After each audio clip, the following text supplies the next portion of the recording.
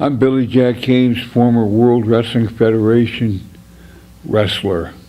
Today I come with no mask, I come with no hidden voice, I come to you straight face to face because this is reality, man. Don't hide nothing.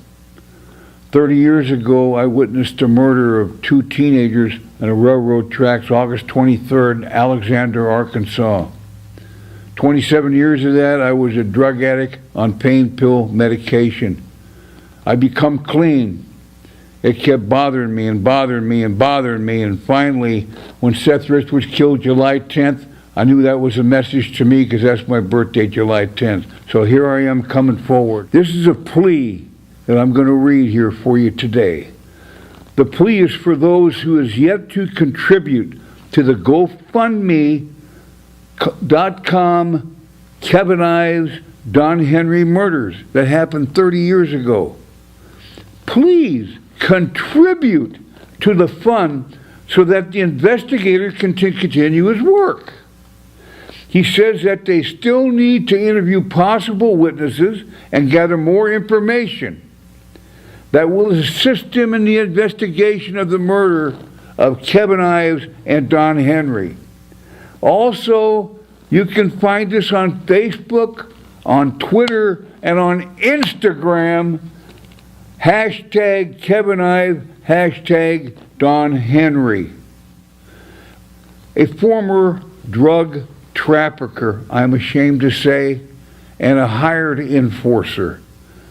In the late 70s and early 1980s, when I was in my 30s, I stood 6'3" and weighed between 260 and 300 pounds. I was very visually intimidating. I'm not proud to say that. In the 1980s, I transported and trafficked large quantities of cocaine throughout the United States of America. I bought cocaine from the largest drug trafficker in the United States, Barry Seal, out of Baton Rouge, Louisiana. I would then sell that cocaine to contacts around the United States. Barry Seal later introduced me to a politician drug dealer from Arkansas.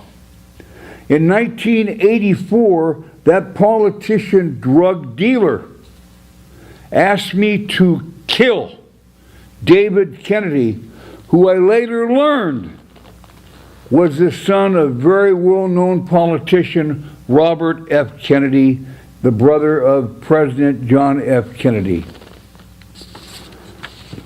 I was also an enforcer who provided muscle to other parts of the criminal element to ensure that their illegal business dealings were collected upon.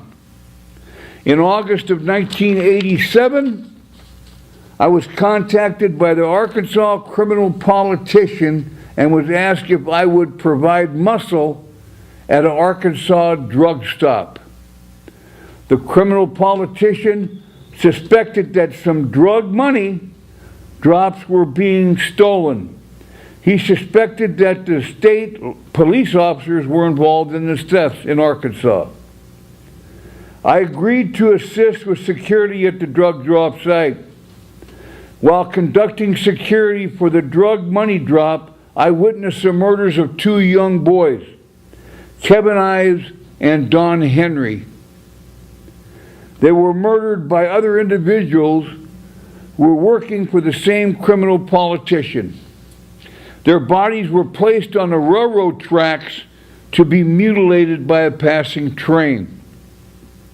In late 2016, I contacted Linda Ives and informed her that I was on the railroad tracks, and when her son was murdered, I was there. I have since met Larry and Linda Ives and their private investigator, Keith Ronsaval. I gave them a statement outing everything that I knew about their sons and Don Henry's murders. In my statement, I named 3 local enforcement officers, 2 local attorneys, politicians, and a local bar owner as those being on the scene of the murders in 1987.